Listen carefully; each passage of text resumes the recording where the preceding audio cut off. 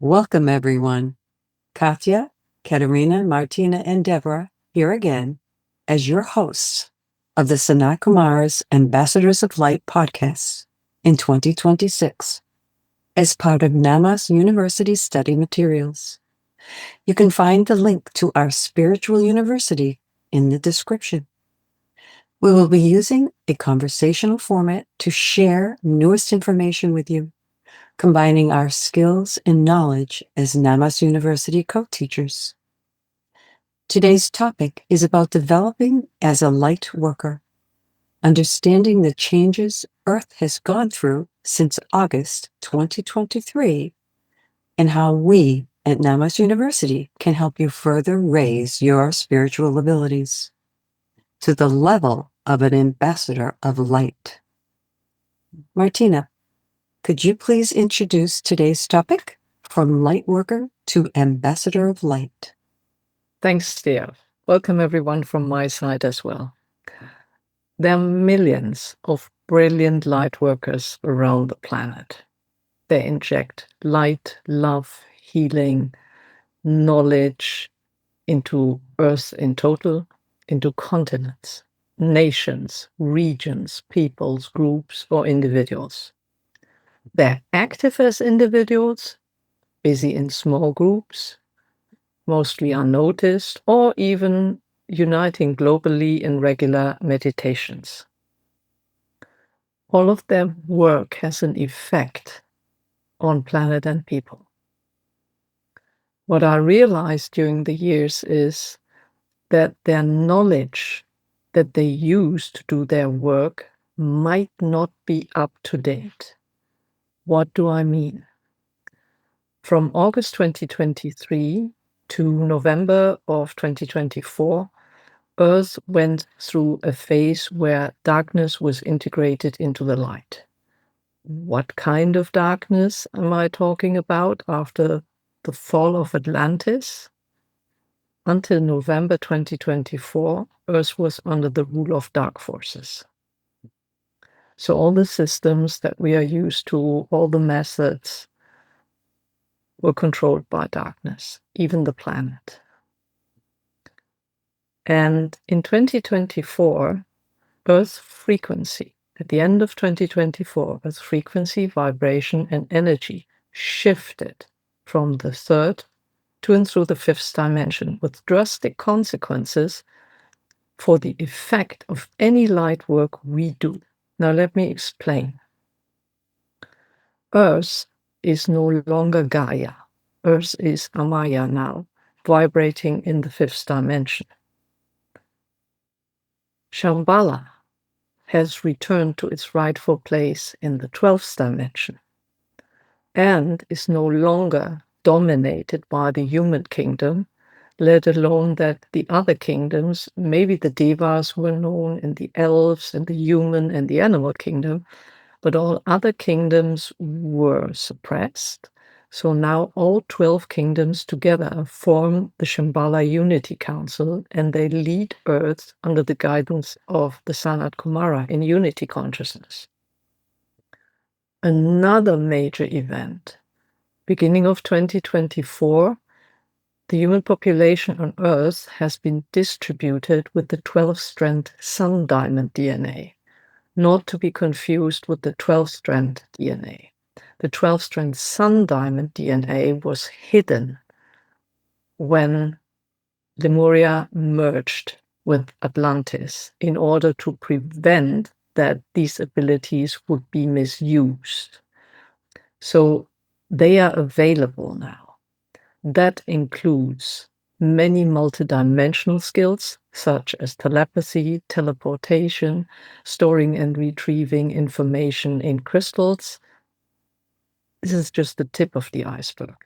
Another major event of 2025, the Intergalactic Federation of Light chose Earth to be its communication center in this universe, turning Earth into a pulsar, a beacon of light throughout the whole universe, which means that numerous beings are attracted to come to Earth to visit. It also makes this shift to the fifth dimension, makes it for the first time possible that all of us can directly and permanently soul connect, and with that, tap into the up-to-date divine plan. It also means that the tools we have used, spiritual tools, astrology, tarot, numerology, Akashic records, you name them, are all systems that no longer truly work because a much bigger reality is available to us now. For those of you who want to know what happened in detail, please turn to the Chronicles of SANAT KUMARA, Volume 4, Integrate and Heal. But basically, we are at a point where we all called to serve people and planet with our higher dimensional skills. And let's dive a little deeper into what that means, because we all have been involved in 2024, 2025, till now, into energetic shifts and energy work that goes beyond usual light worker. Katharina, could you talk about something, what that means for Amaya and what has changed? Yeah. So Mother Earth, Amaya, has been reconnected to the cosmic communication system. This means she can be restored to full glory because she has now finally access to the divine plan, and all of us too. So Amaya is not just a planet to house other beings. She's becoming a representation of divine light now. And she expresses divine light, meaning she expresses creation. And the essence of what creation wants to express. As you said, Amaya has become a pulsar of light. Our planet, Mother Earth, she's planned as a habitat for all things natural. Natural means nature, and it means the divine light. The divine light is the divine power that unfolds naturally. We should know that Amaya is also a habitat for human beings and for Deva beings to work together and to ascend together. Amaya herself, the great Deva being, has ascended. She is in unity consciousness now with other beings. She is merged with the divine feminine. The divine feminine receives, which had been suppressed for eons. She has merged with the light of Source. So she's definitely no longer what she used to be. Our planet, Amaya, she has become more natural, more light than she ever was. Thank you, Deborah, which immediately means a number of nature beings are showing and they want something from us. Can you talk about that? Yes, and it happened at the end of 2025 when I started receiving different portal paintings from beings that we'd never known about before. For example, the Rose Walker, the Tree Fox, the Woodland Whisperer. They appeared, and we realized that there are more and more beings are going to start showing themselves, nature beings. And as we come to know them, the understanding that we will be co-creating with them is what I understand, that nature has the answers. Nature beings will help and teach us how to create together this new earth on Amaya, on fifth dimensional Amaya. And just these abilities that we have now, thankfully, with the 12 Strand Sun Diamond DNA to be able to telepathically communicate with them, it's extremely important so that we are able to communicate, see, feel, and hear them in co-creation on Amaya now. Thank you, dear.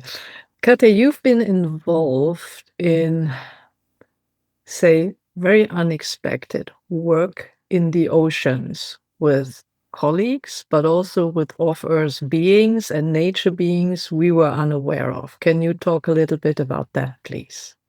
Oh, it would be my great pleasure. So you're absolutely right, Martina, that this is the primary example of how something unexpected entered my life and lives of others. Those have very profound relations with the bodies of water. However, I never expected to be involved at the project, helping them to ascend. So we all know that ocean is the bedrock of life on Earth. Just to give you kind of at a glance, 80% of all live beings, as we know them, can live in the ocean. For us, human beings, it's important to remember that 50% of all oxygen that we breathe in is created by the oceanic life. And when I was preparing to talk about the project, I was reminded by our friends in the oceans to tell you that actually omega-3 comes from the seaweed. It doesn't. So the fish gets omega-3 from the seaweed. So even if we were to look at how the life on Earth was formed, oceans played an enormous role in it. So with this kind of enormous numbers that we have had, now think about this huge bases on the planet that also needs to sound, same as ourselves and same as life being. And what happened, they started clearing the spaces from the constructions of the dark forces, and we were asked how. So there were some energetical debris that needed to be cleaned. And that's where Amaya and our friends from the upstairs were able to support them. We were also involved into helping them to unite and to hear each other better. And what I think was the crucial part of the project was to help them to absorb light to the best of their abilities. And we're not talking about just one energetic force with the oceans. We're talking about the whole structure. So it was a great pleasure, and it came in a few stages. And just whenever you work with the live projects of this scope, be prepared that it's never fully reviewed. And the more you go into it, the more understanding of what you're doing will be emerging. And I also wanted to add that I personally really enjoyed Namas University lectures on Atlantis. And I believe there are 3 parts to it, available in Russian, German, and English language. And I think we might add links into this episode because I think they're fundamental episodes. And whoever is interested to learn more about Atlantis and Lemuria definitely should listen to them. Yeah, good idea.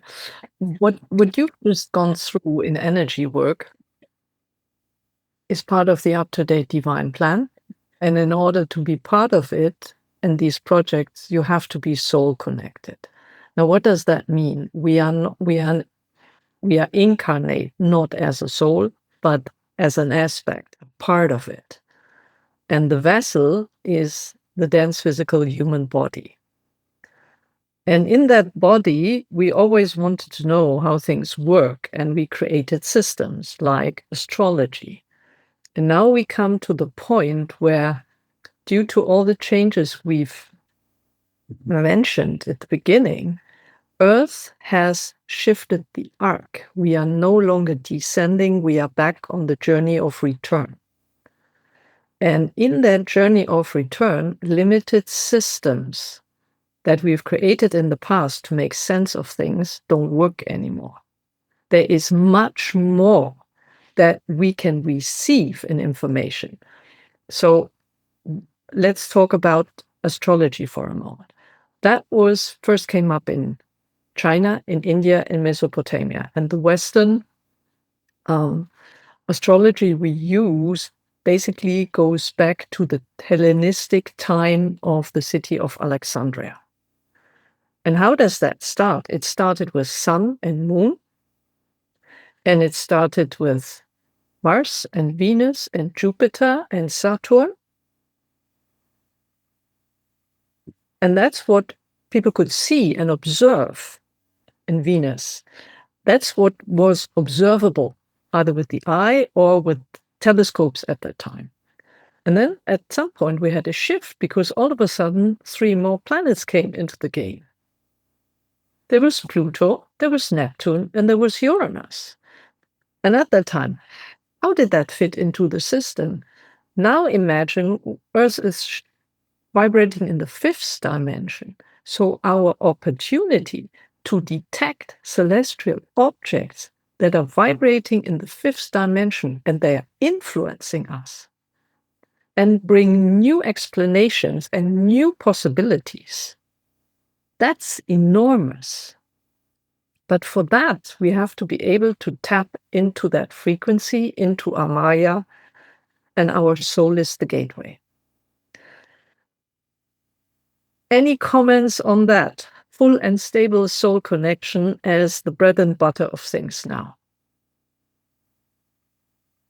I just fully agree, Martina. Fully and stable soul connection. And, well, your life, as you know it, will change.